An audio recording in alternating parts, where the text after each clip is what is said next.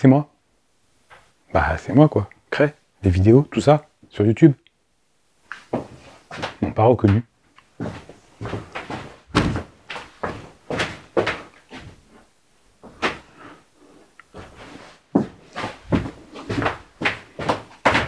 Là, c'est bon, là?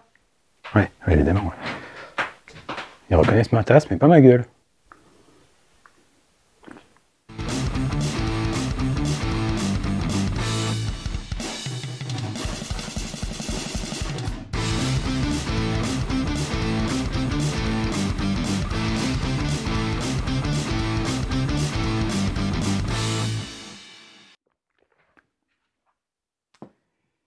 Et salut les boiseux.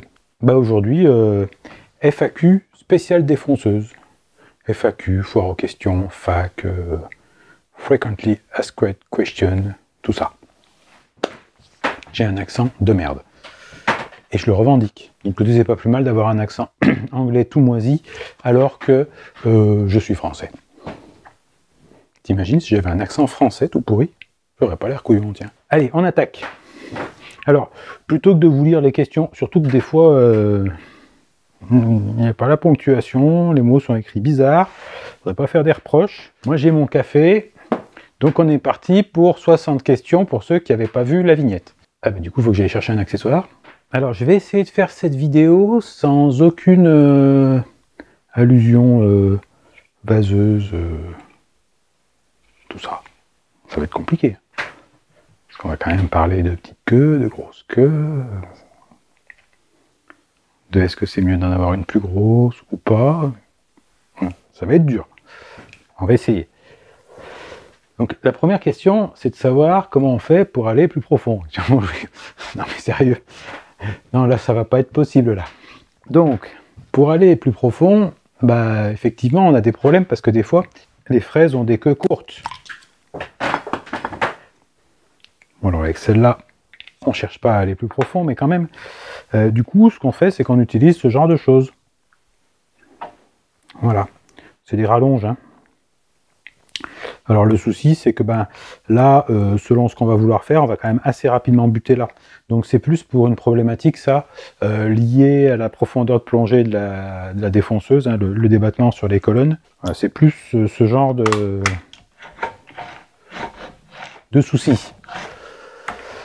Ben, moi, ce que je conseille, c'est toujours d'avoir la bonne fraise, parce que le problème de ce genre d'accessoire, c'est que ça induit des vibrations, souvent. Alors, déjà, si vous achetez une rallonge, prenez-en une de bonne qualité. Ça, c'est Trend hein, qui fait ça sur les accessoires de défonceuse. Je vous mets le lien dans la description. Trend, c'est pas mal. Voilà, ils sont assez polyvalents et puis la qualité est très correcte. Voilà. Donc, bah souvent, c'est d'acheter des fraises en ce qu'on appelle en série longue. Par exemple, là, on a une bonne longueur. Donc, si vous allez chez CMT, que je conseille souvent, vous aurez des séries longues qui sont possibles. Alors, sachant que je suis aussi en partenariat avec Freud, et ça n'empêche pas de conseiller quand même d'autres marques parfois, parce que Freud, c'est pas forcément facile à trouver, même si je crois que j'ai peut-être une solution pour vous bientôt sur la distribution. Il faut que je creuse l'histoire. Donc, sur cette histoire de longueur, l'idéal, c'est quand même de prendre des fraises à la bonne longueur, même si effectivement, on peut se dépanner avec la rallonge. Voilà. Donc oui, c'est possible la solution avec rallonge. Alors du coup, ça rejoint hein, la question de Walter Chantournage sur pour ou contre le mandrin rallonge. Alors c'est plus une pince rallonge, parce que c'est pas un mandrin en l'occurrence, mais voilà, c'est pour parce que ça dépanne, et contre parce que ça entraîne pas mal de problèmes de vibration, de tenue. Il faut bien serrer le mandrin sur la fraise, la pince, pardon, la rallonge de pince sur la fraise. Il faut quand même avoir une défonceuse bien stable, donc à la fois pour et contre, ça a des avantages et des inconvénients. Donc, comment bien utiliser les fraises à rainurer sur défonceuse? Dans mon cas, la fraise est plus grosse que l'ouverture sur le socle de la défonceuse, il faut donc que je fasse bien attention à ne pas toucher à la profondeur. Alors effectivement, oui, sauf que le problème que tu as, c'est plus un problème de diamètre au niveau de l'ouverture de ta défonceuse. Donc là, il me joint cette photo-là, que je vous mets... et il a des problèmes, parce qu'effectivement, voilà, effectivement, ça toucherait, et pour le coup, il défoncerait tout. Voilà. Donc déjà, souvent, première chose à faire, c'est de retirer le guide d'aspiration, parce que ça pose des problèmes. Et ensuite, une fois que ça c'est fait, on a un petit peu moins de difficultés. Ceci étant dit, c'est toujours un petit souci quand même. Mais effectivement, pour ce genre de fraises et fraises à rainurer, il faut quand même déjà avoir une défonceuse de taille respectable. Moi, j'ai le problème avec cette fraise-là, qui fait que si jamais je remonte dans l'aspiration, j'arrache tout. Voilà. Donc dans ce cas-là, ce que je fais, c'est que je démonte tous les carters. Mais de toute façon, on a toujours à un moment ou à un autre des difficultés. Lorsque tu as mis ta défonceuse sous table, dans quel sens tourne la fraise? J'allais dire, vu qu'on retourne la défonceuse, elle tourne dans le sens inverse. C'est-à-dire que une fraise de défonceuse, bon, quand la fraise est tournée vers le bas, ça tourne comme ça. Voilà, je fais une flèche. Et si je retourne la défonceuse, forcément, la flèche, elle est dans l'autre sens. Voilà, mais en fait, quelque part, ça pose aucun problème, puisque on retourne la défonceuse, mais on retourne aussi la pièce. Donc dans la logique des choses, il n'y a quasiment rien qui change. Puisque avant, je poussais la défonceuse dans un sens, après je pousse la pièce dans l'autre sens. Voilà. Là, pour le coup, j'ai fait une version express et je me suis fait quelques frayeurs. Tout à fait. C'est pour ça que moi, ce que je suggère, quand c'est comme ça, c'est quand on a une table de défonceuse, c'est éventuellement de prendre un marqueur et de marquer dans quel sens tourne la fraise. Donc là, en l'occurrence, dans le sens anti-horaire. Voilà. Comme ça, on sait dans quel sens il faut amener la pièce, dans le sens contraire. Et je conçois tout à fait que tu te sois fait quelques frayeurs. J'en reparle tout à l'heure, parce que j'ai vu une question qui a un rapport. Un petit rappel sur l'utilisation des bagues à copier pour l'inclusion et l'occlusion. Alors là, non, sinon ça ne va pas rentrer dans la vidéo.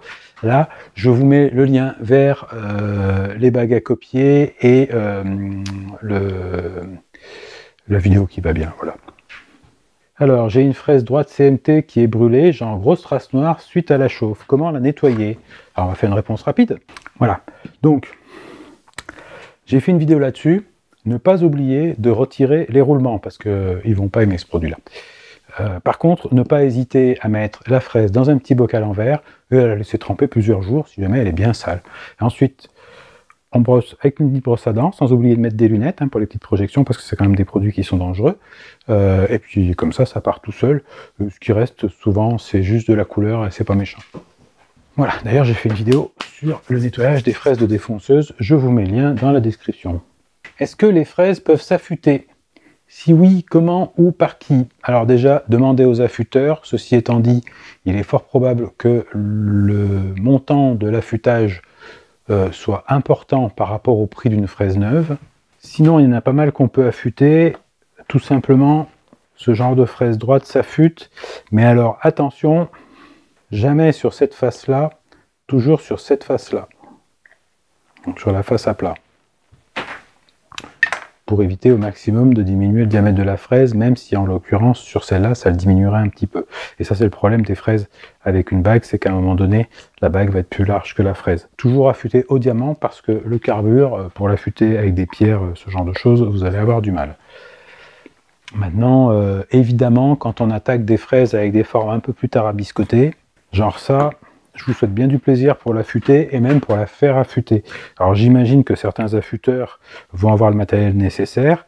Ça en l'occurrence c'est du carbure massif. Ça a été affûté à l'usinage et je pense que c'est usiné avec des disques, avec des outils diamants vraiment particuliers.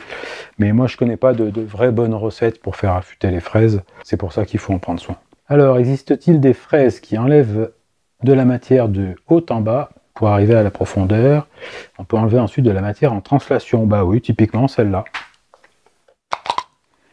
Voilà, parce qu'avec cette fraise-là, on peut plonger de manière, j'allais dire, assez brutale.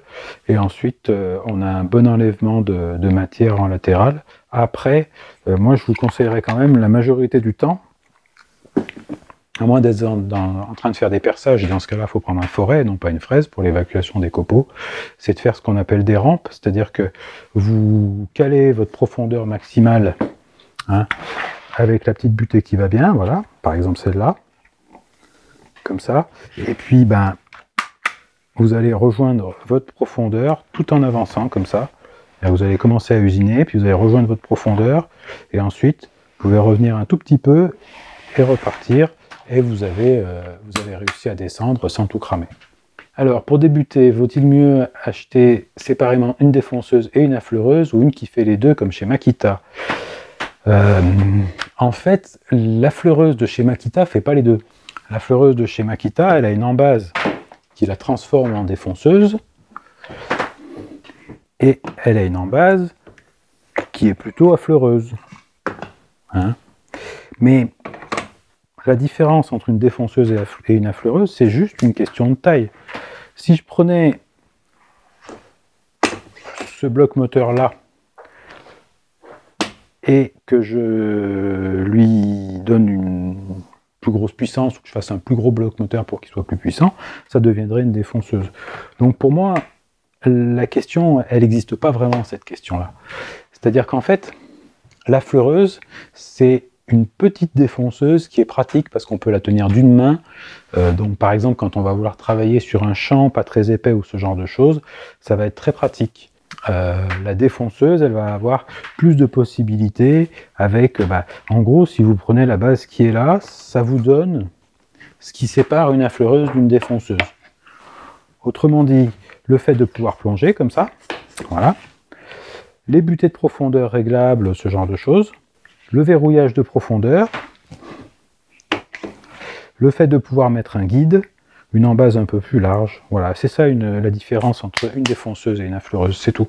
Donc, pour débuter, pour moi, c'est pas une question de débuter. La grande question qui se pose, c'est plutôt quelle est la taille des projets que vous allez avoir à réaliser. Si c'est pour des projets assez importants, il faut tout de suite s'acheter une défonceuse. Si vous voulez faire de petites choses, des boîtes, etc., il faut prendre une affleureuse. Et si vous voulez faire les deux, il n'y a pas le choix, il faut les deux. Après, ce que font la plupart des gens, c'est qu'ils optent pour une défonceuse de taille moyenne. Moi, j'ai fait mes premières années de menuiserie avec celle-ci. Ça a les fonctionnalités de base. Alors, c'est pas terrible, hein, je veux dire, n'allons pas croire que c'est un truc, c'est pas cher. Et ça m'a permis d'apprendre. Ça fait quoi ça fait 860 watts. Voilà. Donc, c'est pas un truc énorme. C'est une petite machine qui n'est pas très chère. Donc, on peut commencer avec ça. Voilà, mais pour moi, c'est pas une question de débuter, pas débuter. Alors ensuite, sur le champ, comment peut-on faire une gorge, par exemple encastrer un gond de porte en ayant le côté de référence droit et le champ comme référence de planéité? Alors, cette question-là, je vous mets une photo pour que vous compreniez ce qu'il veut faire. Cette question-là, en fait, pour moi, elle est pas très difficile à répondre. Sur la majorité des défonceuses, on a un guide de ce type-là. Alors si c'est pas un guide comme ça, c'est un guide comme ça. Et imaginons qu'on veuille faire tenir l'attriton sur le champ de la porte, en équilibre, c'est un petit peu compliqué. Donc le truc, c'est que, au lieu de visser un petit bout de bois pas bien large comme celui-ci, eh ben, vous venez visser un bout de bois beaucoup plus large comme celui-ci. Et ensuite, vous avez une belle surface pour vous appuyer contre le champ, bien à l'équerre, avec la défonceuse au-dessus. Et si vous plaquez bien votre planche sur votre champ, ben vous n'êtes pas embêté. Donc remplacez simplement ce morceau de bois là par un truc plus gros et vous êtes tranquille, parce que quasiment tous les guides ont de quoi visser des bouts de bois. Vous voyez, là j'ai mis juste des vis. Donc vous pouvez vraiment faire un... Et si vous voulez être tranquille, au lieu de prendre une simple planche, ici vous y mettez en plus une poignée comme ça vous pouvez bien la plaquer contre le champ. De l'autre côté vous tenez la défonceuse côté allumage, et vous êtes parti, et vous êtes bien dans l'axe, et surtout, vous risquez plus de basculer, puisqu'avec ça, vous êtes sûr de bien plaqué sur le bord. Et effectivement, là, quand on voit la photo, on voit qu'il y a eu des difficultés. En plus de ça, les vis qui ont été utilisées sont un petit peu trop grosses, il y en manque en bas d'ailleurs, et du coup, ça va poser un problème quand on va ouvrir la charnière, refermer la charnière sur elle-même. quand le gond va se refermer, les vis vont se toucher et on risque de ne pas pouvoir le fermer en plein. Mais bon, ça ne me regarde pas. Alors, est-ce qu'il y a que la marque Triton qui fait un système de réglage en hauteur avec une manivelle déportée pour installer la défonceuse sous table? Alors oui, parce que Triton fait en fait... j'en ai une là. Voilà. Une manivelle comme ça. Alors elle est fournie avec la TRA 001 et avec la MOF. Et en fait, cette manivelle, quand la défonceuse est placée sous table, vous avez le petit index qui est là, hein, qui vient tourner. Et en plus, hop, elle vient rejoindre ici, tac. Et on peut monter ou descendre la défonceuse avec ce système-là. Voilà, donc ça c'est pratique.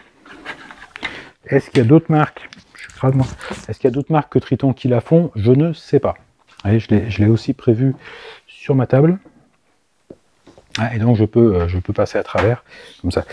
Je ne sais pas. J'imagine que chez Festool, ils ont dû prévoir un truc, parce que tel que je les connais, ça a dû être prévu. Mais je ne sais pas. Là, pour le coup, si vous avez l'info, bah, commentaire. Question existentielle, ouais. Alors, pourquoi lors d'une défonce avec une fraise à queue d'aronde, le positionnement de ma fraise change? Comme si la queue glissait, alors que tout est bien serré. Cela arrive toujours en plein bois, mais jamais sur demi-bois. Bah, pour une raison toute simple, c'est que quand on est en plein bois, le bois, en fait, vient frotter de chaque côté. En plus de ça, on a un problème d'évacuation des copeaux, parce que quand on est sur une moitié de bois, hein, c'est-à-dire que si on fait, par exemple, une forme en queue d'aronde juste sur le côté de cette planche-là, on n'aura pas de problème d'évacuation des copeaux, puisque comme on est dans le vide sur la moitié, les copeaux, hop, ils s'en vont sur le côté, et puis tout se passe bien. Par contre, quand on est en plein bois, il se passe un truc, c'est qu'au fur et à mesure qu'on va avancer, les copeaux vont bourrer, et ils vont avoir du mal à s'évacuer. Donc moi, quand je dois faire des rainures, surtout dans le sens du fil, en plein bois avec une fraise à queue d'aronde, sachant qu'avec une fraise à queue d'aronde, on ne peut pas faire plusieurs passes.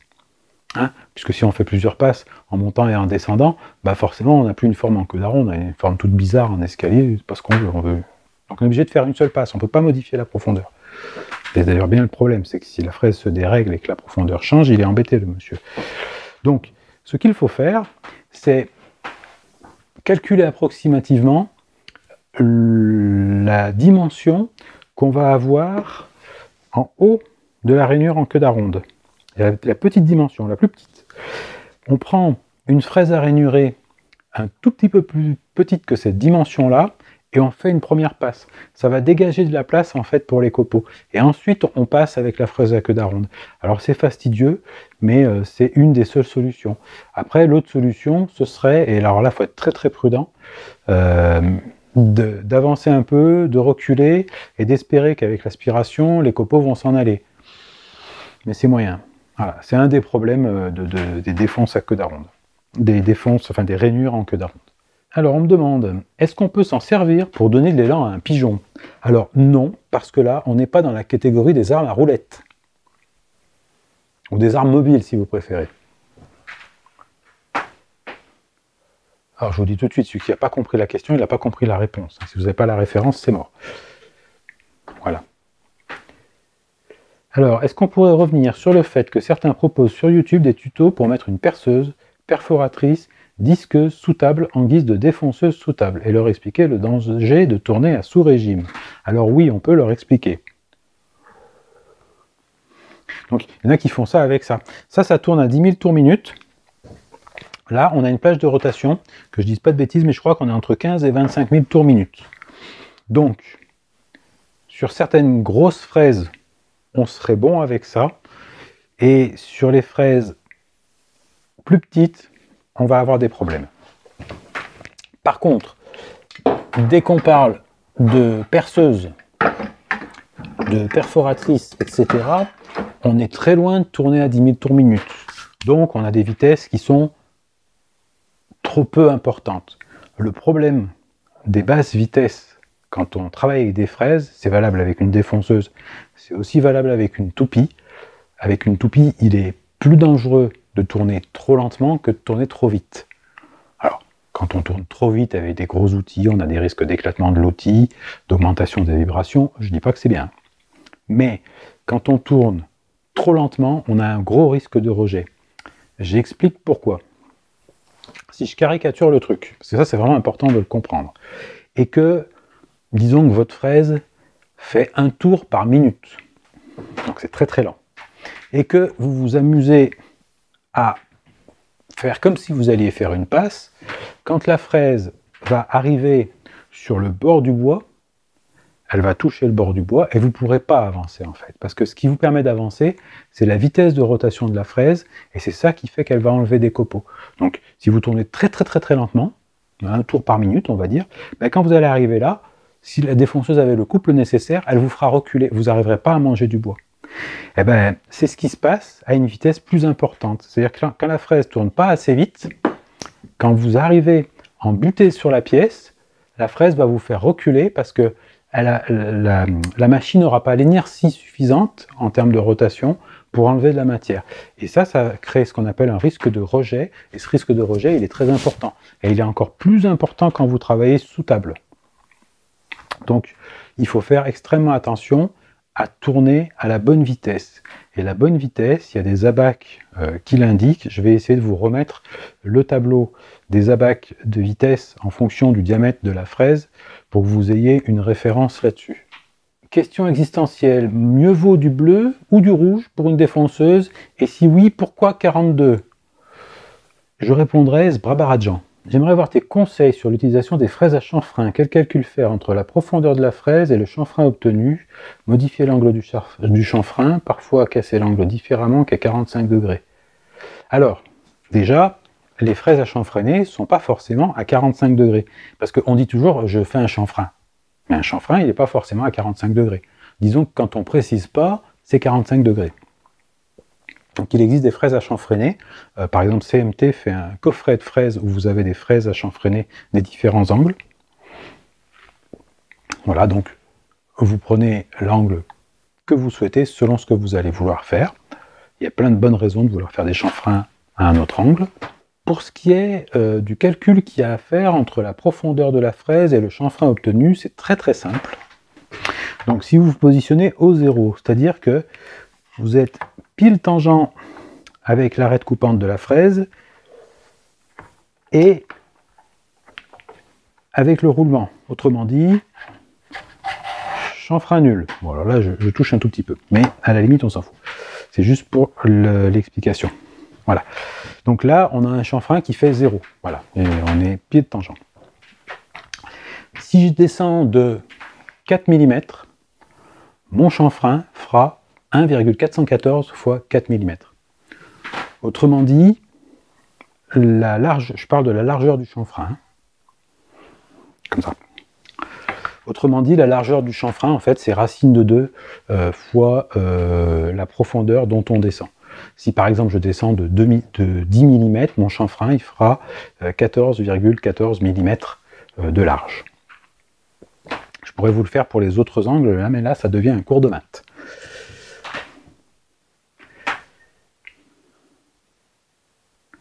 Et ensuite, la question que pose Greg, c'est j'ai un chanfrein identique à faire, mais je n'ai pas la profondeur. Comment récupérer l'information?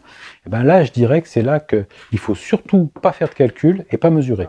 C'est un morceau de bois qui a été chanfreiné. Ben, je ne me prends pas la tête. Je positionne ma fraise.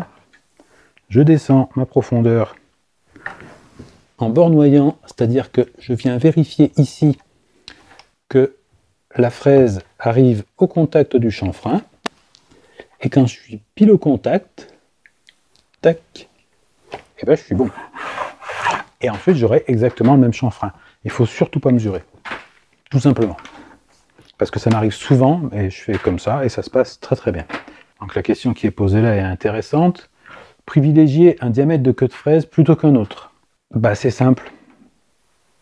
Plus gros est le diamètre de la queue, et mieux c'est. Il y en a qui rigolent là dans le fond, je le vois.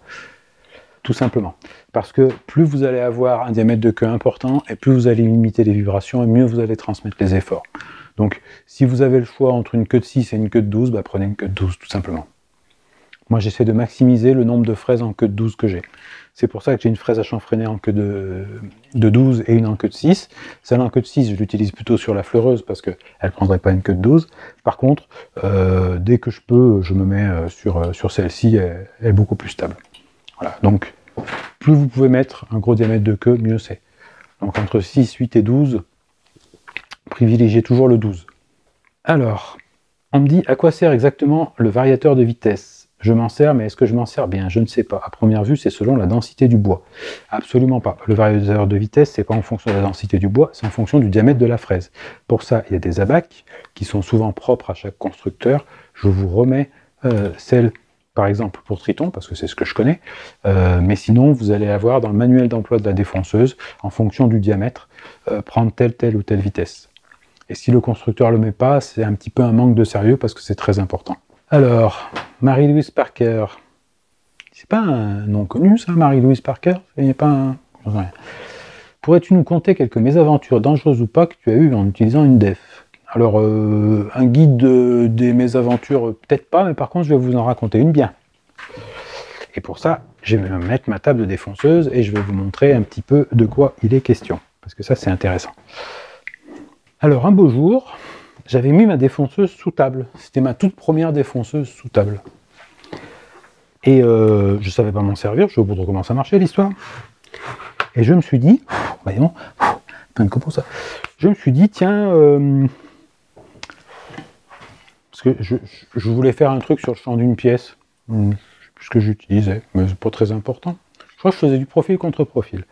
Et je me suis dit, plutôt que de passer devant, je vais plutôt passer, ça va vous faire marrer parce que c'est très con, je vais plutôt passer derrière là, vous voyez, comme ça. Sauf que je ne maîtrisais pas encore toutes ces histoires de sens, de rotation, tout ça.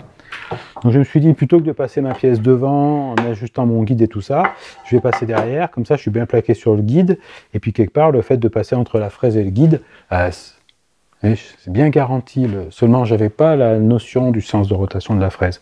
Conclusion, à peine j'ai engagé la pièce, la fraise avec le sens de rotation me l'a embarqué, la pièce, elle est partie comme ça, elle est partie la pièce à travers la pièce, et elle a traversé, c'était un chevron assez grand hein, comme ça, et elle a traversé le double vitrage, et elle a fini sur le parking du lotissement. Voilà. Et là, je me suis dit, quand on est con, donc voilà une mésaventure, oui. Erreur de débutant. Alors, j'ai eu beaucoup de chance, parce qu'il faut quand même savoir que généralement, quand la pièce est embarquée, ça va tellement vite que les doigts suivent. Donc mes doigts, ils auraient pu finir dans la fraise. Je n'ai rien eu. Alors, Laurent David, y a-t-il des choses que vous faites différemment en fonction de l'essence de bois que vous usinez? Eh bien oui, en fait, plus vous allez usiner des essences de bois dures, et moins il va falloir prendre des passes importantes. On ne changera pas la rotation, parce que pour moi, la vitesse de rotation, elle est plutôt liée au diamètre de la fraise. On va surtout changer la profondeur de passe quand on va travailler sur des bois durs. Parce que bien évidemment, si on est en train de, je sais pas moi, faire un gros chanfrein de 2 cm dans du sapin, avec une défonceuse comme celle-là, ça passe. La même chose dans du chêne, ça passe pas. Donc quand j'usine des bois durs, je vais plutôt faire plus de passes. Voilà, essentiellement c'est ça. Alors, ensuite on me dit, pourquoi ça s'appelle une défonceuse et pas une toupie portative? Moi je poserais la question différemment. Pourquoi une toupie, ça s'appelle une toupie et pas une défonceuse fixe? Question importante, est-ce qu'un jour vous allez faire une vidéo pas intéressante? C'est ce que je suis en train de faire. Ensuite, Clément Fèvre, y a-t-il une astuce pour faire des cercles avec la défonceuse en toute sécurité? Moi, je me demandais plutôt pourquoi c'est toujours en sécurité pour moi un cercle avec une défonceuse. Bah, tout simplement en utilisant le mode compas qui est disponible sur la majorité des guides parallèles. Par exemple, sur celui-ci, on a un petit machin qui est réglable là. Ici, dans le petit trou qui est là, je ne sais pas si on le voit bien, on met une vis. La vis, on la vise dans le morceau de bois où on veut faire un rond, et puis bah, ça tourne tout seul. Donc ça, c'est une façon. Alors, je sais que souvent, il y a des gens qui veulent faire un rond, mais c'est le rond qu'ils veulent garder. c'est pas le trou. Dans ce cas-là, ce que je conseille, c'est tout simplement de prendre un gabarit. Donc, prenez n'importe quelle pièce de bois, hein, ça marche. Vous faites dedans un cercle avec la méthode du compas, ça vous fera un cercle parfait comme ça. Et ensuite, soit vous avez calculé un décalage avec une bague à copier, hein. Là-dessus, je vous renvoie sur la vidéo sur les bagues à copier, parce que sinon, on va y passer la nuit. Soit vous utilisez tout simplement une fraise à copier, et puis vous faites le tour. Donc ça, c'est une autre méthode aussi. Voilà. Je pense qu'il y en a d'autres, mais moi, c'est les deux principales qui me viennent à l'esprit. Aborder le sujet des gabarits serait sympa. Les plus utiles, les plus astucieux, les pas chers, vachement bien. J'ai fait plusieurs vidéos, en fait, sur le sujet. Donc moi, je vais vous renvoyer sur les vidéos sur les gabarits, parce que là, c'est l'objet de plusieurs vidéos, ça. Mais effectivement, une défonceuse tout seul, ça sert pas à grand chose, ça sert surtout avec les gabarits qu'il y a autour. Donc je mets le lien dans la description. Alors, juste une question, j'ai un problème récurrent sur le bois debout, je suis adepte du quart de rond, mais en bois debout, il y a très souvent des arrachements. Y a-t-il une solution? Alors, moi j'ai fait beaucoup de planches à découper en bois debout, j'ai jamais eu de problème pour faire le quart de rond. Donc, déjà, dans les solutions, j'irais jusqu'à dire prendre une fraise qui coupe, ça c'est super important, faire plusieurs passes. Et pour éviter l'arrachement, il faut faire plusieurs passes légères, et normalement, ça se passe bien. Après, ça dépend vraiment du cas de figure de ton bois debout et enfin, comment est le fil du bois. Mais là, c'est compliqué à expliquer. Ensuite, plusieurs passes avec une fraise quart de rond, c'est simple, hein. Il suffit, parce que normalement une fraise quart de rond, quand on veut faire justement un quart de rond, on est obligé de la régler à une profondeur déterminée, il n'y en a qu'une pour la fraise, il n'en existe pas plusieurs. Donc moi ce que je conseille de faire, c'est de régler sa fraise. Une fois que c'est réglé, on met sa butée de profondeur, et ensuite on va venir faire 2-3 passes en fonction de la taille du quart de rond. Voilà. Autre point très important, il faut tourner suffisamment vite, ça aussi ça permet d'éviter l'arrachement. Alors, au sujet des bagues à copier pour défonceuse Triton, en existe-t-il en valeur métrique? À ma connaissance, oui, mais je crois que c'est hors de prix et très très difficile à trouver, il me semble que ça existe, hein. Ou je crois que c'est quelqu'un qui les fait, je ne sais plus. Moi j'ai résolu le problème en allant chez Trend, en achetant la semelle universelle et en prenant les bagues métriques qui existent toujours chez Trend. Voilà, tout simplement. Je mets le lien dans la description.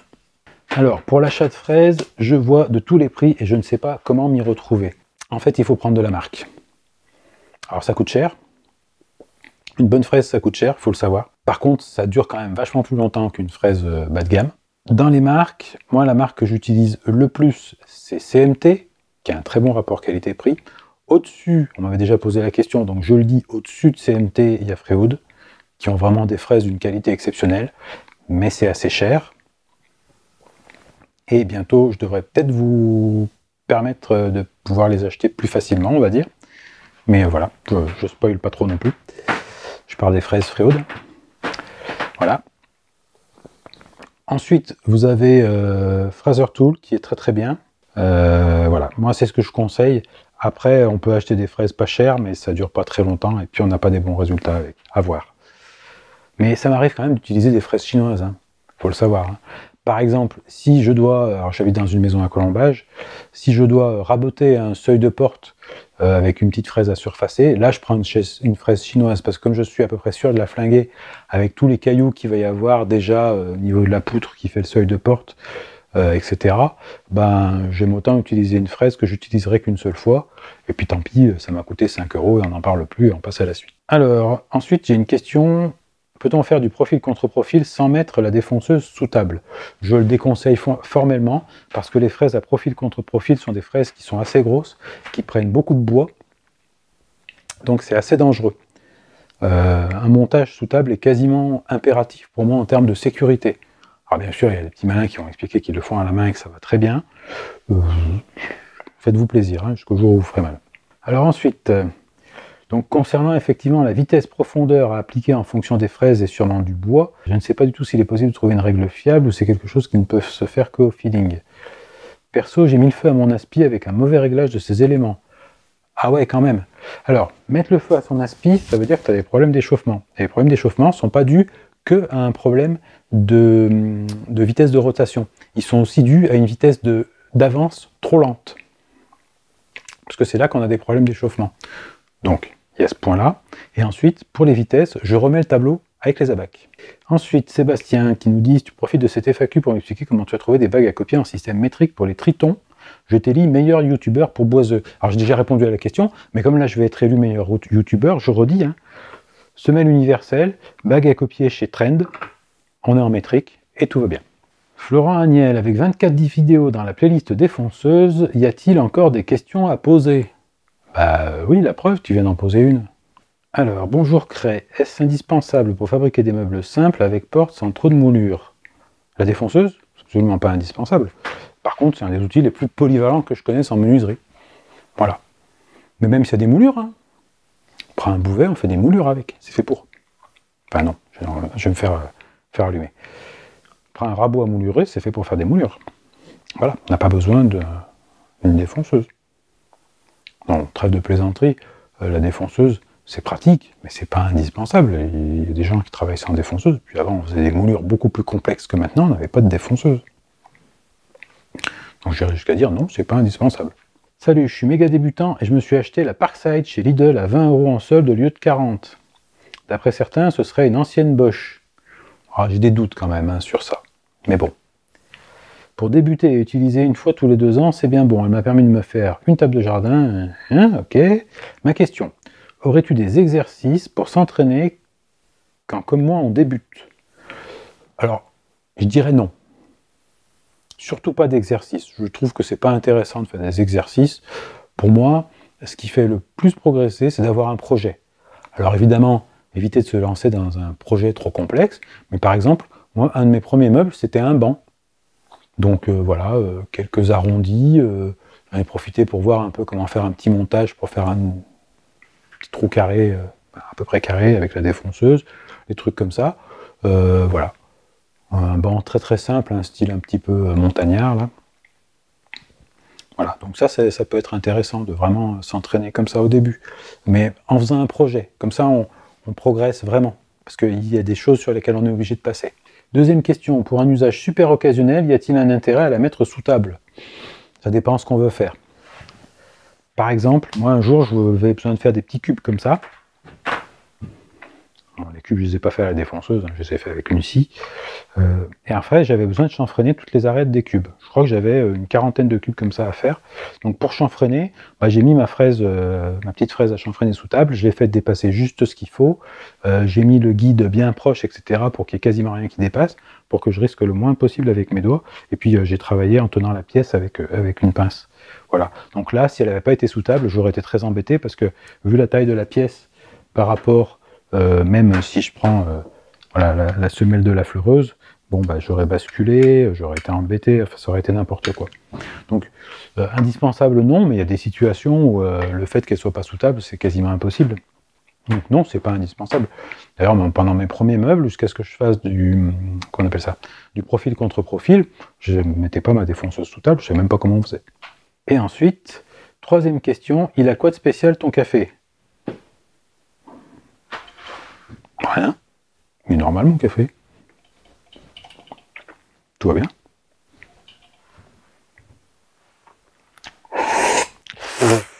Normal. D'ailleurs, il n'y en a plus. Il faudra que j'aille en rechercher. Pierre Jouot, quelles sont les limites en termes d'usinage d'une affleureuse? J'irais jusqu'à dire la puissance de la machine, parce que entre une affleureuse comme celle-ci, hein, qui a la redoutable puissance de 710 watts, et puis celle-ci à côté, qui fait quand même 2400 watts, bah, il y a quand même une différence. Après, il y a la profondeur de plongée. Clairement, là, ma profondeur de plongée, ça doit être quelque chose comme 40 mm, je crois, maxi. Avec celle-là, j'ai une profondeur de plongée, je crois, de 73 mm de mémoire, quelque chose comme ça. Donc il y a ça. Il y a la taille des fraises qu'on pourra mettre dessus. Par exemple, si jamais je veux faire certaines choses où j'ai que des fraises 12 ou 12,7 mm, bah, je pourrais jamais les monter là-dessus. Puis ensuite, bah, au-delà de la puissance de la machine, voilà, si on mettait une fraise un peu longue pour faire des grosses passes, etc., avec ça, on n'y arriverait pas. Donc on peut toujours faire des choses voilà, intéressantes, mais enfin, typiquement, une affleureuse, comme son nom l'indique, c'est fait pour affleurer. Hein, penses-tu que l'achat se justifie en appartement? Bah, ça dépend. T'aimes tes voisins ou pas? Si tu les aimes pas, si tu veux te fâcher avec eux, achète une défonceuse. Hormis ça, non, je vois pas le sens de la question, en fait. C'est parce que tu as un petit atelier, alors justement. Dans ce cas-là, il vaut mieux une défonceuse, parce que dans un petit atelier, tu ne pourras pas mettre une toupie, tu ne pourras pas mettre une mortaiseuse, etc. Alors qu'avec une défonceuse, tu peux faire des rainures et languettes, tu peux faire des mortaises, tu peux faire tout un tas de petits montages qui ne prennent pas trop de place et que tu peux ranger dans un coin, chose que tu ne ferais pas. Donc pour moi, ça se justifie plus en appartement que ailleurs. Après, bon, problème de voisinage, hein, ça fait du bruit quand même. Parfois, ça fait pas plus de bruit qu'une n'importe quel outil électrique. Alors, bonsoir, il serait intéressant de montrer en vidéo les différentes passes à effectuer sur gros usinage, plutôt que tenter une grosse passe de bourrin avec les dégâts sur les plaquettes et le bois qui s'en suivent. Oui, effectivement, ce serait intéressant. Là, je ne vais pas pouvoir dans cette vidéo, sinon elle va vraiment durer très longtemps. Déjà qu'à mon avis, ça va être hard. Mais oui, de toute façon, il vaut mieux toujours faire plusieurs passes. Hein. Déjà parce qu'il y a une règle qui dit quand même que, par exemple, donc là, si vous faites une rainure avec ça, il ne faut pas prendre des passes normalement plus grandes que le diamètre de la fraise. C'est-à-dire que là, c'est une fraise de 12 mm de diamètre. Il ne faudrait pas prendre des passes plus grandes que 12 mm. Ça dépend de la densité du bois, etc. Mais c'est une valeur indicative. Donc sur des bois durs, bah, peut-être que c'est pas plus grande que le rayon. Sur des bois très tendres, c'est peut-être une fois et demie. Enfin, il ne faut pas aller au-delà. Prenez pas 40 mm d'un coup avec une fraise comme ça. La défonceuse ne va pas y arriver, ça va être l'enfer. Donc voilà. Donc il y a des règles comme ça qu'il faut quand même respecter. Et puis d'une manière générale, si vous n'êtes pas sûr et que vous pouvez, plusieurs passes, c'est toujours mieux. Il vaut mieux avoir une bonne vitesse d'avance et une vitesse de rotation suffisamment importante, ça vous évitera de brûler le bois. Je rectifie, la grande vitesse de rotation, si elle est trop grande, ça va brûler le bois, mais ce qui fait brûler le bois, souvent, c'est la combinaison d'une vitesse de rotation trop rapide et d'une vitesse d'avance trop lente. Alors, je me demandais si une affleureuse bon marché type Katsu pouvait remplacer avantageusement une défonceuse bas de gamme également, mais plus grosse et donc plus encombrante. Bien sûr, ma question concerne de menus travaux ne demandant pas beaucoup de puissance. Par exemple, pour rainurer sur de faibles profondeurs, etc. etc. Bon, moi, j'ai tendance à dire, si elle fait le job, il ne faut pas se prendre la tête. Hein. Le bon outil, c'est l'outil qui nous convient. Alors bonjour Cray, je vois sur diverses vidéos des youtubeurs utiliser leur défonceuse à la volée. J'ai tenté mais mal m'en a pris. Elle est partie dans tous les sens et j'ai failli me découper un avant-bras. Du coup ma question est la suivante, y a-t-il un diamètre de fraise maximal lorsqu'on veut utiliser sa machine à la volée, sans risque de se blesser? C'est pas un problème de diamètre maximal. Je pense que je ferai une vidéo là-dessus. C'est surtout la compréhension du sens du fil du bois, du sens de rotation de la défonceuse, et du travail en opposition d'une manière générale. Et effectivement, les youtubeurs qui font ça sont souvent des youtubeurs qui ont l'habitude et qui savent qui anticipent en fait comment la défonceuse va réagir. Et du coup, ils contrecarrent l'effort dans le bon sens, ce qui évite de se faire entraîner. Toi, à mon avis, tu t'es fait embarquer parce que peut-être qu'il fallait fraiser en ayant le bois à gauche, et puis tu avais le bois à droite, par exemple. Typiquement, c'est ça. C'est-à-dire que moi, instinctivement, je vais le savoir, mais si j'attaque le bois, par exemple, voilà, je vais le savoir parce que j'ai l'habitude, mais si par exemple je dois travailler ce morceau de bois, ben, je sais que, vu le sens de rotation de ma fraise, je vais me mettre là sur le côté, puis je vais avancer comme ça. Parce que je sais que la fraise, elle tourne dans le sens horaire, et que donc, je vais travailler en opposition. Donc le bois va avoir tendance à faire reculer la défonceuse, moi j'avance doucement, je suis en appui, il y a une espèce d'équilibre des forces qui se forme, et ça me permet d'avancer en sécurité. Évidemment, si je fais exactement l'inverse, c'est-à-dire que je le fais comme ça, ben là, je suis sûr que je vais me faire entraîner, dès que je vais avancer. Donc, il faut avoir toujours en tête le sens de rotation de la fraise. Et ça, c'est un truc qui n'est pas forcément facile quand on débute. Voilà pourquoi les youtubeurs dont tu parles, ils y arrivent, et toi, tu t'es fait embarquer. Ça, je te conseille de voir la vidéo qui s'appelle le sens de rotation de la fraise et travailler en opposition.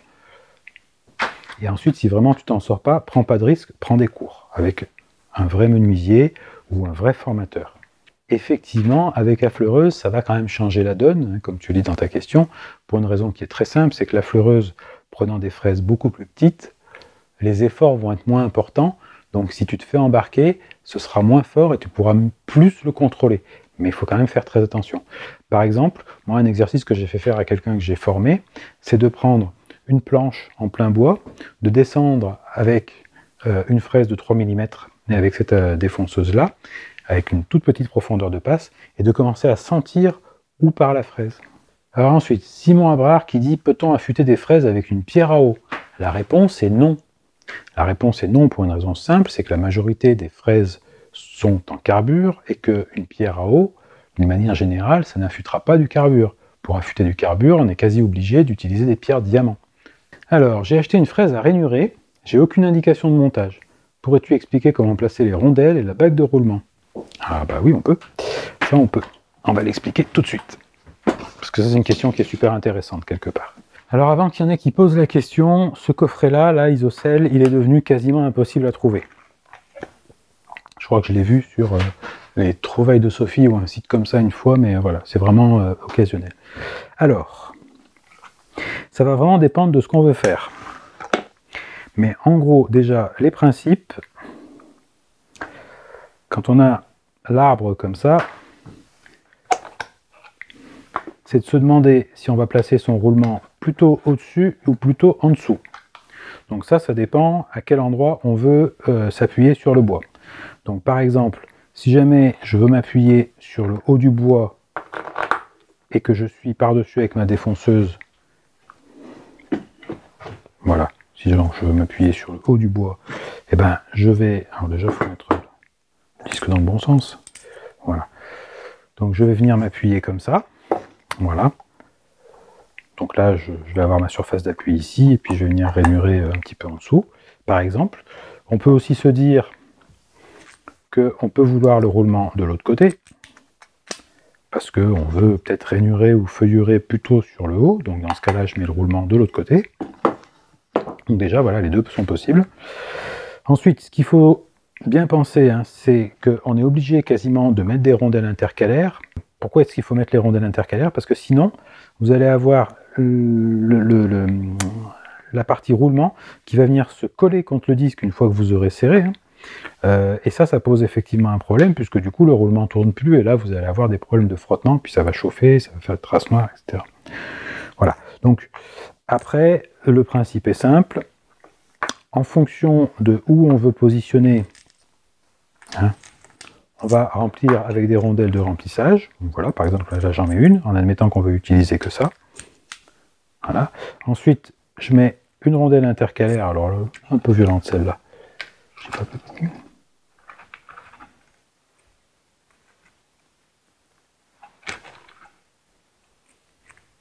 Voilà.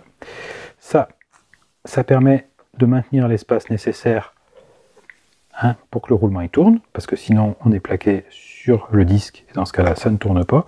J'ai mis dans le bon sens? Je ne l'ai pas mis dans le bon sens.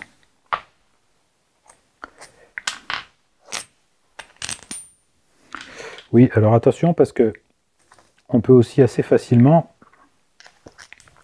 mettre le disque dans le mauvais sens, hein. Il faut bien penser à la rotation de la fraise. Autrement dit, on va tourner dans ce sens-là. Donc là, j'ai bien mes dents qui vont venir manger le bois.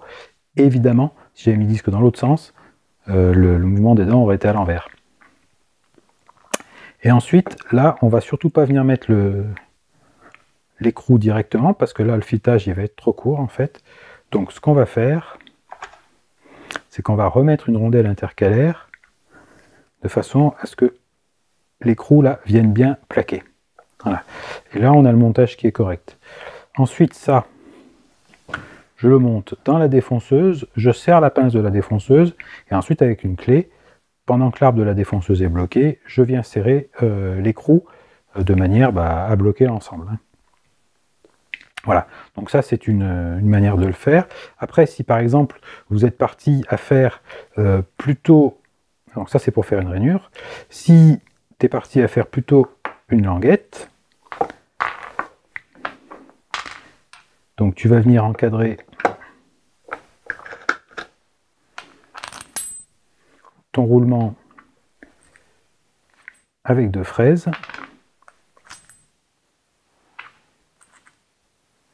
Enfin, avec 2... Voilà, on va dire comme ça. Un petit peu violente celle-là. Voilà, et ensuite, bah, même combat. Voilà. Donc ça va dépendre de ce que tu veux faire. Mais le truc, c'est ça. C'est de... Et bien sûr, après, il faut mesurer ici. Hein.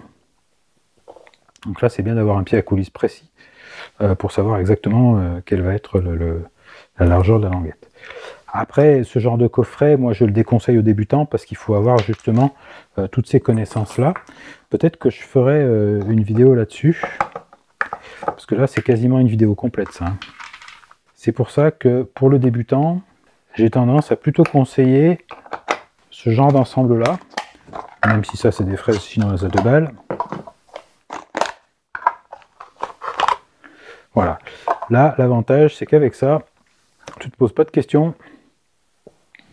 Tu as une fraise à rainurer et une fraise à languetter, et tout va bien. Alors, languetter, c'est un mot que je viens d'inventer.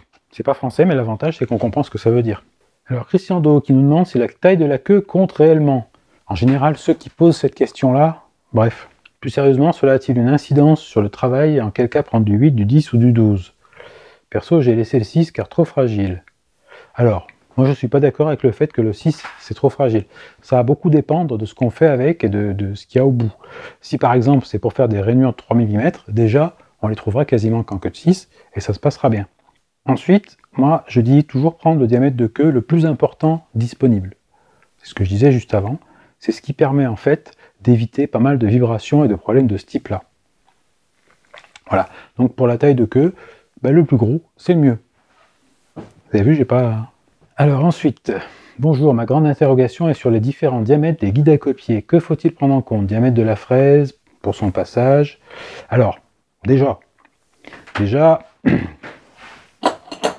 si je prends par exemple chez Trend une bague de 16, voilà, et ben dedans, on y passe une fraise de 12,7, mais alors juste, parce qu'en fait, il faut quasiment rajouter 2 mm de plus, hein, c'est l'épaisseur en fait de l'acier qui est autour, par rapport au trou. Donc moi c'est ce que je prends en compte. Après, les histoires de combinaison taille de fraise, taille de bague, il y a une formule, je remets le lien vers la vidéo sur les bagues à copier, qui permet de calculer quel va être le décalage entre la fraise et la bague. C'est une des raisons pour laquelle j'ai cette bague qui a un gros diamètre de 40, parce que ça me permet justement de rattraper certains écarts selon les montages que je vais faire. Donc là, je renvoie vraiment sur la vidéo sur les bagues à copier. Alors, j'ai dans l'objectif d'investir dans une défonceuse moyenne gamme, la Makita RP 1800. Ah, attends, je vais juste regarder laquelle c'est, la Makita RP 1800. Ah, mais je la connais celle-là. Moi, je peux le passer à une défonceuse, c'est du moyenne gamme, c'est une bonne machine, hein, honnêtement. Hein. On peut l'utiliser avec un rail de guidage grâce à un adaptateur. Est-ce que c'est quelque chose de superflu ou est-ce vraiment l'accessoire qui change la vie niveau gain de temps et précision lors de la réalisation de rainures pour des étagères par exemple? Alors il faudrait que je vous retrouve la vidéo. Moi les rails de guidage, donc en fait il existe des adaptateurs, aussi bien chez Triton d'ailleurs que chez Makita, qui permettent d'utiliser les rails de scie plongeante pour la défonceuse. C'est-à-dire qu'on se retrouve à avoir un ras de lame ici, hein, sur le truc qui est fait pour, là, le petit bout de plastique qui est fait pour, qui est collé sur le bord du rail. Donc c'est les mêmes rails. Donc Triton fait un adaptateur qui permet d'adapter les défonceuses Triton sur les rails Triton. Makita fait un adaptateur qui permet d'adapter les défonceuses Makita sur les rails Makita. Sachant, et je ne suis pas tout à fait sûr de ça, mais il me semble qu'il y a une compatibilité entre certaines marques, et je crois bien que Triton et Makita en font partie. Je ne suis pas sûr, mettez-moi ça dans les commentaires. Moi, personnellement, l'histoire du rail, là, comme ça, je ne suis pas du tout d'accord avec, je m'en sers jamais. Pour moi, ça ne sert à J'avais fait un montage très très simple. Hein. Il faudrait que je retrouve, mais il me semble que je l'avais mis dans une vidéo, ça. Je vais vous retrouver la vidéo. En fait, dans cette vidéo-là, je fais un guide ras de fraise à la volée. Pour moi, c'est tout aussi efficace que ça, et voire même c'est un petit peu plus précis. Donc moi, l'adaptateur, tout ça, pour moi, c'est vraiment un achat superflu, oui. Donc la solution que tu mentionnes, autrement dit, j'ai pour l'habitude d'utiliser un guide en contreplaqué, mais il faut à chaque fois que je prenne en compte la distance entre le bord de la fraise et l'extrémité de la semelle. Que je me demandais si le rail simplifie l'opération. Bah, le rail simplifie pas vraiment l'opération parce que tu vas avoir le même problème. Non, moi ce que je fais, c'est que je prends donc un morceau de contreplaqué sur lequel je visse un tasseau. Je fais en sorte que au premier passage, hein, j'initialise mon guide en quelque sorte en le découpant avec la fraise que je vais utiliser. Ensuite, sur mon morceau de contreplaqué, j'indique le numéro justement, enfin le diamètre de cette fraise là, et je sais que je suis ras du contreplaqué avec cette fraise là. Mais je te remets le lien vers la vidéo. Karine Rouvez, bonjour, ma défonceuse ne plonge pas très profond, as-tu des solutions, des conseils? Dans la vidéo que j'avais fait sur le choix d'une défonceuse, la profondeur de plongée, pour moi c'est un critère essentiel, parce que sinon on est rapidement handicapé. Sinon il y a la solution de ça, donc la petite rallonge. Ça peut être pratique, mais enfin ça ne résout pas vraiment le problème de la profondeur de plongée. Avant d'acheter une défonceuse, vraiment voir la profondeur de plongée, pour moi c'est vraiment important. Sinon il y a ça, le fait de prendre des fraises plutôt série longue, comme ça évite d'avoir ce problème-là. Damien Ronde-Pierre, est-ce que c'est intéressant de se diriger vers l'électroportatif ou le filaire est indispensable? Donc je suppose que ce que tu appelles électroportatif, pardon, c'est des trucs sur Facebook. Je suppose que ce que tu appelles électroportatif, c'est tout simplement des machines à batterie. Pour moi, c'est pas du tout indispensable d'avoir des machines à batterie. Moi, je travaille essentiellement dans l'atelier. Je suis pas un artisan, donc je fais pas de chantier. Parfois, ça m'arrive d'être à l'autre bout de la maison. Bon, bah, je prends une rallonge, voilà. Mais voilà, la majorité du temps, je ne suis pas pour les appareils à batterie. Il n'y a que la visseuse, là oui, je suis d'accord que c'est pas mal. Quand je fais, bah là, je suis en train de faire un chantier d'isolation, donc là aussi j'ai un couteau à découper l'isolant, un couteau électrique, parce que c'est en laine de bois. Il est sur batterie aussi. Le tirage de fil, machin, truc, c'est chiant, quoi. Voilà. Mais hormis pour ces cas très particuliers, non, moi je suis plutôt pour le filaire, ça évite de se taper un parc de batterie, que ça coûte cher, ça s'use, non, je suis vraiment pas pour. Mais après, encore une fois, si tu es à ton compte, si tu te déplaces beaucoup, que tu es artisan, etc., oui, là, les outillages sur batterie, sur les chantiers, c'est l'idéal. J'ai des difficultés avec le réglage de la profondeur. La tige qui permet de fixer la profondeur sur la défonceuse Dexter est très imprécise. Oui, effectivement, Dexter, c'est pas non plus le haut de gamme. Hein. C'est la marque de Casto ou Leroy, je crois, l'un des deux. Déjà, je détermine ce qu'on appelle le zéro. Alors là, c'est pas une fraise à rainurer, mais on s'en fout. C'est juste pour l'explication. Ça veut dire que je viens, tac, au contact de la matière. Une fois que j'ai fait ça, je verrouille ici ma profondeur. Ensuite, ici, là, j'ai ma butée. Ce que je fais, imaginons que je veuille descendre d'1 centimètre, je prends une cale d'1 centimètre, je la fais passer sous la butée, comme ça. En plus, avec le ressort, je suis sûr que c'est bien. Je verrouille, je récupère ma cale, et comme là c'est verrouillé, précis ou pas précis, je suis sûr que je ne descendrai que de cette profondeur-là, tout simplement. Et là, je suis certain de descendre que de 1 cm. Bien sûr, on n'a pas toujours la cale qu'on veut. Dans ce cas-là, je prends un pied à coulisse, je vais venir me positionner, un pied à coulisse, c'est précis. Je sais pas moi, voilà. On va dire je me positionne à donc 5 mm, et sur celui-ci, quand j'ai verrouillé 5 mm, je sais qu'ici, j'ai 15 mm, je dois rajouter 10. Là, je déverrouille ma petite cale. Je mets mon pied à coulisse. Je verrouille. Je récupère mon pied à coulisse, et je suis sûr que j'ai 15 mm. Donc, soit vous avez des petites cales d'épaisseur, soit vous avez un pied à coulisse. Si vous n'avez pas d'outil, je suis désolé. Si vous n'avez pas d'outils, vous pouvez aussi le faire avec des forêts. Ouais, souvent, vous avez des boîtes de forêt dans lesquelles vous avez des séries de forêts. Moi, par exemple, j'ai des forêts jusqu'à 13 mm étagées tous les 1,5 mm. Donc là, je mets mon forêt dessous et je suis sûr d'être à la bonne profondeur aussi. Ça marche bien. Charles de Planta qui dit Je veux bien en savoir davantage sur les gabarits et aussi sur les systèmes de guidage. Un par marque, il me semble. Alors si on parle des guides, non, pas tout à fait un par marque. Parce que si vous avez des défonceuses avec les trous comme ça, en fait, c'est très très adaptable. Par exemple, ça, c'est un guide qui vient d'une affleureuse Bosch et que je monte sur mes Makita. Donc c'est pas tout à fait un par marque quand même. Alors bien sûr, il se monte sur la Bosch, mais en fait, vous avez le diamètre des rails qui compte, le diamètre des tiges et leur écartement. Et souvent, on arrive à faire des compatibilités d'une marque à l'autre. Après, si c'est bien de ce guidage-là qu'on parle. Après, sur les gabarits, je renvoie quand même sur les vidéos sur les gabarits que j'ai fait, je vous les mets aussi dans la description. Après, sur les systèmes de guidage, je vois pas bien ce que je peux dire de plus sur les systèmes de guidage. Les systèmes de guidage, moi, je suis partant de faire du fait maison. Selon ce qu'on veut faire, donc des gabarits fait maison, ce genre de choses. Vraiment, je renvoie sur cette vidéo-là. Pour les systèmes de guidage, si on parle de guide parallèle, par contre, je vous suggère plutôt de l'acheter. Voilà, faut voir de quoi on parle exactement, parce que c'est important d'avoir un guide parallèle qui est quand même sérieux, quoi. C'est un peu ce que je reproche à la Triton, j'aime pas trop le guide parallèle. Là, l'avantage, c'est que vous avez des guides parallèles avec un réglage métrique. Donc là, clairement, ouais, achetez-le, quoi. Parce que c'est quand même super pratique. Par contre, sur tout ce qui est gabarit, etc., faites-les vous-même. J'ai fait plein de vidéos là-dessus. Alors, Lucille Garrick, pour débuter, y a-t-il des fraises indispensables à avoir, quel que soit le projet? J'aurais tendance à dire que oui. Pour moi, le minimum, c'est déjà d'avoir des fraises à affleurer et des fraises à copier. Ça, c'est vraiment l'investissement de base. Donc, je rappelle, hein, pour la fraise à copier, roulement en haut, fraise à affleurer, roulement en bas. Ensuite, ce que je suggère, c'est d'avoir une fraise à chanfreiner, parce que c'est une opération qu'on réalise très très souvent à la défonceuse. Avoir une ou deux fraises à rainurer de bonne qualité. Et quand je parle de fraises à rainurer, je ne parle pas de fraises disques, hein. Je parle de fraises toutes simples, fraises droites. Voilà. Éventuellement, une fraise de ce type-là qui permet d'enlever beaucoup de matière, donc c'est extrêmement pratique pour faire les mortaises, notamment quand on fait un montage amortaisé. Et ensuite, une ou deux quarts de rond.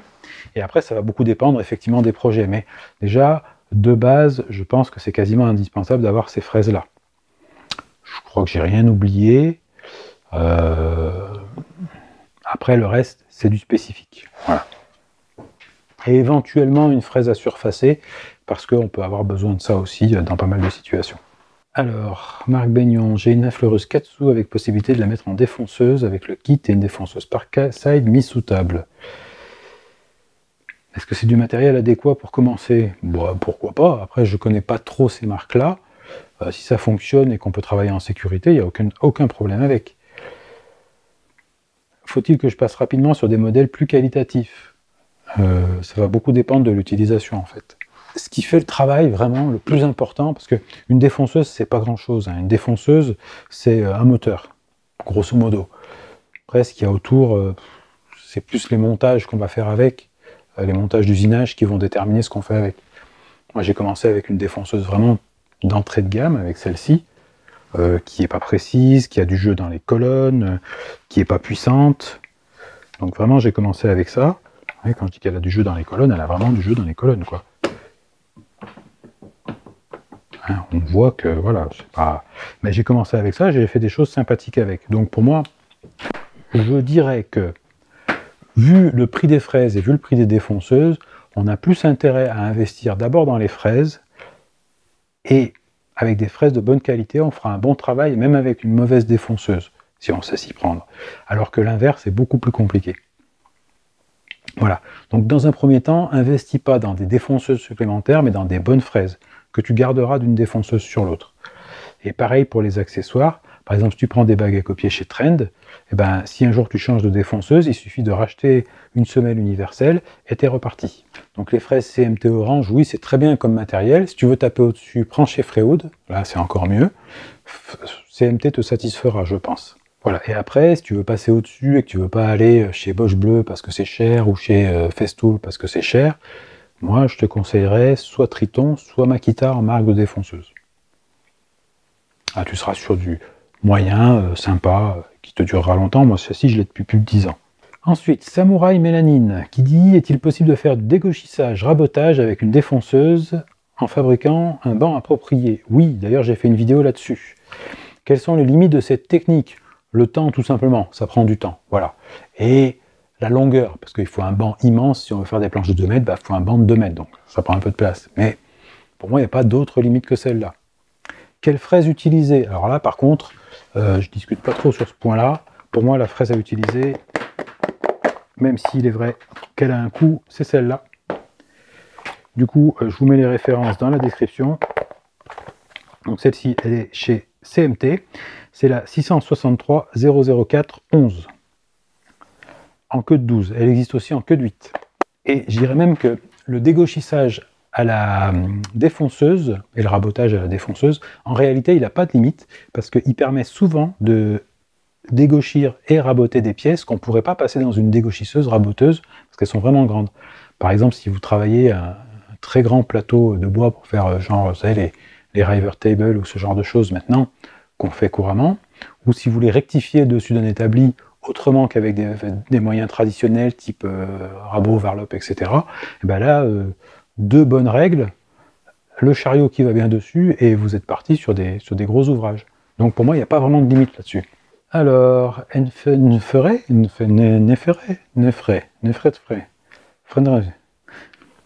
je vais l'écrire.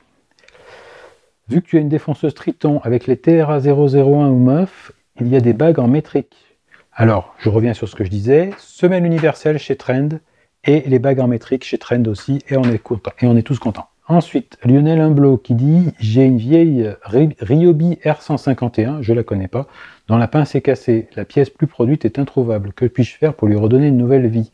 À moins d'avoir un ami usineur ou vraiment quelqu'un qui sache reconnaître le type de filetage, etc., pour savoir ce que c'est comme filetage, voir ce qui est compatible, ça va être compliqué. Éventuellement, tu organises un barbecue chez toi avec que des gens qui ont une défonceuse, ils viennent tous avec leur défonceuse, tu essayes toutes les pinces, et s'il y en a une qui marche, tu sais que c'est celle-là qu'il faut que tu achètes. Ryobi, c'est pas une marque super distribuée. Moi, si tu veux trouver de la pièce pour de la Triton, pour de la Bosch, etc., de la Makita, même ancienne, on en trouve encore. Par contre, Ryobi, c'est vraiment compliqué. Tilud qui dit qu'il vient d'acquérir la TRA 001 et que la pige de réglage de profondeur n'est pas très fiable. Alors, pas très fiable, je suis pas tout à fait d'accord. C'est vrai qu'elle est un peu emmerdante des fois parce qu'elle se coince en remontant, ça je suis tout à fait d'accord. Que ça fait un peu quincaille parce que je trouve qu'il y a beaucoup de jeux. Et qu'elle se dessert avec les vibrations. Voilà. Sinon, elle est fiable, à part ça. C'est vrai qu'elle n'est pas très fiable en fait. Moi, ce que je fais, c'est que déjà, je l'ai démonté parce que j'ai trouvé à l'intérieur qu'il y a un petit bout de plastique qui coince parfois un peu le ressort. Donc voilà, j'ai arrangé le truc. Ce sera un petit peu long à vous montrer là. Puis ça dépend peut-être des modèles aussi. Ensuite, je sais que au niveau de ça, ça a tendance effectivement à se desserrer avec les vibrations. J'ai déjà eu le problème plusieurs fois. Donc en général, je le vérifie et je le re-vérifie. Et puis surtout, je fais en sorte qu'il n'y ait pas trop de vibrations quand j'usine. Et effectivement, son système de verrouillage est, pour un réglage précis, il n'est pas terrible. Ouais. Pas vraiment d'astuce à donner là-dessus, si ce n'est de prendre un modèle de défonceuse avec par exemple un réglage plutôt du type de ça. Voilà. Parce que là, on a un réglage avec la friction sur cette vis-là, voilà, qui est réglable, le verrouillage qui est quand même nettement plus fiable sur ce type de système. Donc pour moi, c'est vraiment un problème de conception de la défonceuse. Ensuite, j'ai Jules qui dit, lors d'un surfaçage à la défonceuse, comment peut-on immobiliser la pièce à surfacer? Les serre-joints sont souvent des obstacles, on est vrai, c'est vrai. Sinon, il y a le système d'agrafe que moi j'ai mis dans une de mes vidéos. Après, ce qui est possible aussi, c'est de faire carrément une rainure ici, avec un petit coup de fraise à rainurer, et ensuite de venir se prendre dedans avec une petite rondelle ou une petite cale. C'est les mêmes systèmes en fait qu'on utilise pour l'usinage sur les CNC ou ce genre de choses, des espèces de brides. J'avais fait des brides à griffes aussi, c'est relativement efficace, et même sur 1 cm, enfin sur 1 cm peut-être pas, mais sur 12-13 mm, ça passe. Ça je sais parce que j'ai testé. Donc je verrai bien ce type-là. Je te renvoie vers la vidéo que j'ai fait justement sur le sujet et où tu verras le principe des brides que j'utilise. Alors ensuite, il y a Florian qui me dit qu'il a une RT0700C, donc celle-là, et qu'il a un problème pour enlever la fraise dans la pince en queue de 8. Et c'est quelque chose que je comprends tout à fait, Donc on va regarder. Donc pourquoi est-ce qu'il a des problèmes, hein? Parce que la pince pour les queues de 8 n'est pas super qualitative, puisque c'est juste une rondelle conique fendue, donc c'est pas terrible. Alors j'imagine qu'il y a mieux, mais si on prend mieux, ça doit être plus cher. Voilà. Je mets une fraise et on va la serrer. Et on va reproduire son problème, parce qu'en fait, c'est un problème qu'on a tous, je pense. Mais tout le monde n'a pas le... Des fois, il y a des gens, ils n'osent pas faire le truc qu'il faut. Voilà. Donc là, j'ai bien serré déjà. Hein. Voilà. Donc ma fraise est dedans, tout va bien. J'usine, et quand je veux la desserrer, donc on se rend compte que quand je veux sortir la fraise, c'est un petit peu difficile. Même si j'enlève complètement l'écrou, c'est difficile. Alors en fait, le truc à faire, c'est de prendre un chiffon pour tenir la fraise pour ne pas se couper, et plutôt que de tirer dessus en traction comme ça, il faut faire comme si on voulait casser. Et elle finit par sortir en fait. Voilà. Alors bien sûr, il faut y aller cool, hein. Il faut la prendre proche de la pince, mais ça fonctionne. Et c'est une astuce que j'utilise couramment. Jusqu'à présent, j'ai jamais cassé de fraise.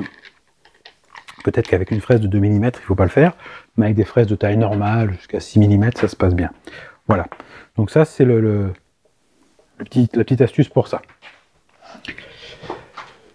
Ensuite, j'ai Franck de Créolinium. Je vous mets le lien vers la chaîne de Franck dans la description, parce qu'il se trouve que Franck fait plus beaucoup de vidéos en ce moment, mais si j'ai tout bien compris, ça devrait pas tarder à revenir. Et en plus de ça, Franck a du talent. Je pense que c'est assez rare pour le souligner. Voilà. Donc je vous mets le lien vers la chaîne de Franck, qui me pose une question dont il connaît la réponse, puisqu'il a une défonceuse de chez Bosch. Et alors chez Bosch, ils ont une spécificité, c'est que cette... pas trop si c'est une défonceuse ou une affleureuse, c'est la 1600 GMF, qui a un problème effectivement, parce qu'elle fonctionne par intermittence. Et à ça, il y a une raison simple. Ils ont reporté les commandes, c'est ça, sur le module en base, sur la 1600 GMF. Et du coup, il y a des contacts en cuivre là-dedans, et là-dedans, qui coulissent un peu les uns dans les autres, quelque chose comme ça. Et souvent, ces contacts-là, ils s'encrassent. Donc on est obligé de les nettoyer régulièrement, d'enlever la poussière, parce que sinon, des fois, il n'y a plus ce contact qui se fait, on a l'impression que la fleureuse, elle ne marche pas. Enfin, la défonceuse, voilà, la bestiole, quoi. Et effectivement, c'est chiant, quoi. Voilà. Du coup, la réponse à la question, que Franck connaît parfaitement, ben c'est ça. Voilà. Allez voir la chaîne de Franck. Donc sur la 1600 GMF, nettoyer les espèces de rainures dans lesquelles il y a les contacts en cuivre. Et ensuite, il y a François B qui me dit « Je me souviens que tu étais dubitatif sur la défonceuse Makita RT0700 avec sa petite bague. J'ai compris récemment qu'elle ne se met pas sur la base défonceuse, mais sur la base affleureuse. » Alors oui, effectivement, mais ce qu'il faut savoir, c'est qu'en plus de ça, en plus de se mettre sur la base affleureuse, elle ne se met pas n'importe où sur la base affleureuse. C'est-à-dire qu'en fait, elle se met entre la partie en plastique et la partie en aluminium de la base affleureuse. Donc il faut démonter ces 4 vis-là pour venir fixer la bague en question. Et moi, je trouve ça un peu chiant. Mais sinon, oui, ça marche. Effectivement. On est d'accord. C'est qu'en fait, il faut faire ça. Je vais le faire d'ailleurs, parce que c'est toujours plus facile de voir. Donc il faut enlever les 4 vis. C'est un peu fastidieux quand même. Voilà. Une fois qu'on a enlevé les 4 vis, on retire ça. On met la bague ici, là. On remet ça. Et ensuite, on remet les 4 vis. Alors, je ne sais pas si c'est efficace. Hein.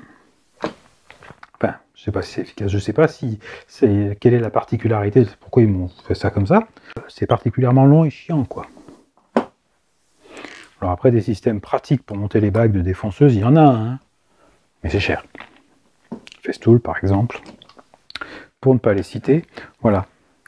Donc si vous n'êtes pas trop pressé, ça se fait. D'ailleurs, je suis surpris parce qu'elle tourne encore, quoi. C'est trop de trucs, ça.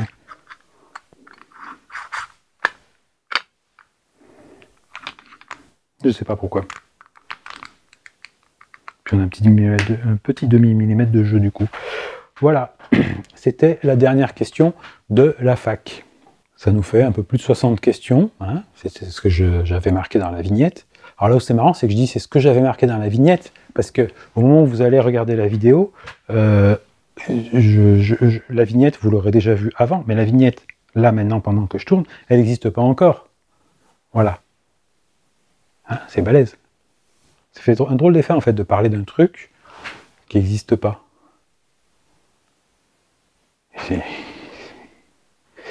Voilà. Je ne vais pas vous demander de vous barrer de mon atelier parce que je suis quelqu'un de poli, mais je pense que ceux qui connaissent la chaîne savent ce qu'il leur reste à faire. Pour les autres, dehors. Voilà. Moi, maintenant, j'ai du montage vidéo à faire.